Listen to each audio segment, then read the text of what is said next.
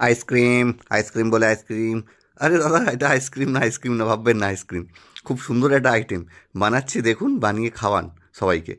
দেখুন এই প্যানে একটু তেল ঢেলে দিলাম, তার মধ্যে একটুখানি গোটা জিরে আর একটু মৌরি দিয়ে দিয়েছি, ভালো করে ফোড়ন দিয়ে একটু কুচো পেঁয়াজ, একটু নুন চিনি ব্যালেন্স করবার জন্য সব কিছু এরকম নাড়িয়ে চুড়িয়ে এর মধ্যে আদা রসুনের পেস্ট দিলাম।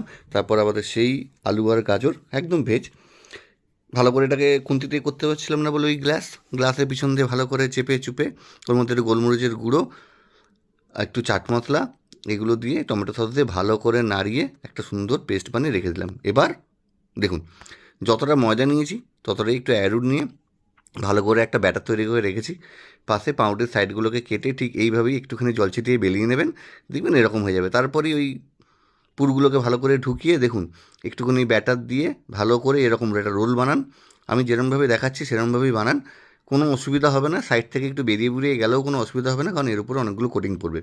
এই কাটে ঢুকিয়ে দিলাম, এবার লাগছে না এখন, একদম মালাইয়ের মতো মালাই আইসক্রিম। হ্যাঁ, এরপর আরও বাটারস্কচ লাগবে, দাঁড়ান দেখুন, আমি ভালো করে দেখিয়ে দিচ্ছি আপনাকে, এরকমভাবে রাখুন দেখুন, মালাই আইসক্রিম। এরপর কিন্তু বাটারস্কচ লাগবে এর উপরে।